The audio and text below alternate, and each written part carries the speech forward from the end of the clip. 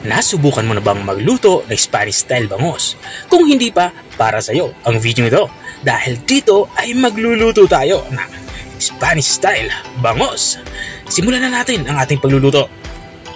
Kumuha nga ako dito ng malinis na lagayan. Ang gagawin ko lang dito ay lalagyan ko ito ng tubig. Kalahating litro nga ng tubig ang aking inilalagay dito.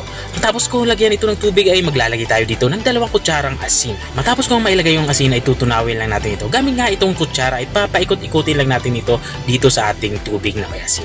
Katulad ng nakikita nyo. At kapag natunaw na ay ilalagay na natin itong ating bangus. Ang tawag sa prosesong ito ay brining. Makakatulong ito para mailabas lahat ng dugo na nanggagaling dito sa laman ng ating bangus. Dito nga sa parting ito ay inilalagay ko na lahat ng ating lulutuing bangus. At matapos nga natin mailagay lahat ng ating lulutuing bangus ay ibabray natin to ng at least 1 oras para siguradong mawala lahat ng dugo na nanggagaling dito sa ating bangus. At makalipas nga na 1 oras ay inihanda ko na itong ating pressure cooker. Gagamit nga tayo dito ng pressure cooker para lumambot lahat pati ang tinik ng ating lulutuing bangus. Unang inilalagay ko nga dito sa pressure cooker yung ating bay leaves or dahon ng laurel.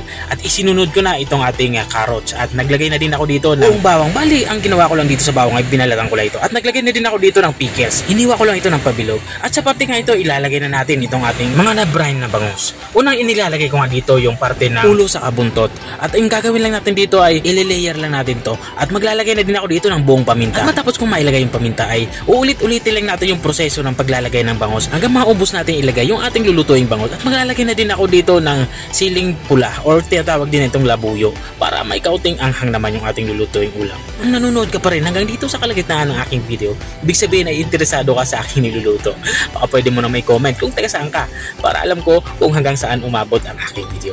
At matapos kong mailagay lahat ng ating lulutuing bangus, dito sa parting ito ay maglalagay na tayo nitong ating olive oil. Olive oil nga ang gagamitin natin dito. Pero kung wala kayong olive oil, pwede naman kayo gumamit ng corn oil or canola oil. Walang problema yan. At dito nga sa parting ito ay binubuhusan ko na ng olive oil itong ating lulutuing bangus. At matapos ko malagay yung ating olive oil ay ilalagyan ko na ito ng tubig. 2 basong tubig ang aking inilagay para siguradong hindi ito matuyo habang ito ay niluluto. At matapos ko mailagay yung tubig ay takpan na natin to. Bali, i-pressure cooker natin to ng 1.5 oras para siguradong lumambot pati yung tinik ng bangus. At habang nga tayo nagpapatuloy sa ating pagluluto, gusto ko lang i-shoutout ang mga masusugid nating mga taga-subaybay. Shoutout nga kay Michael Veray. Shoutout din kay Ma'am Lina Bosio at shoutout din kay Sir Danilo Samodio ng Bicol. At maraming salamat din sa mga walang sawang nanonood at nakasubaybay dito sa aking channel.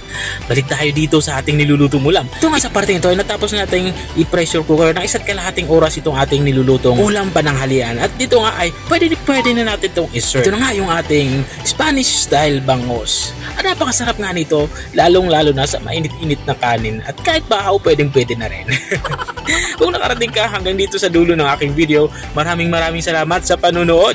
At kung nagustuhan mo naman yung bago nating recipe ibinahagi, baka pwede mo naman tong i-share. O siya, hanggang dito na lang ako. Kita-kita ulit sa mga susunod kong mga videos. Paalam! Bye-bye!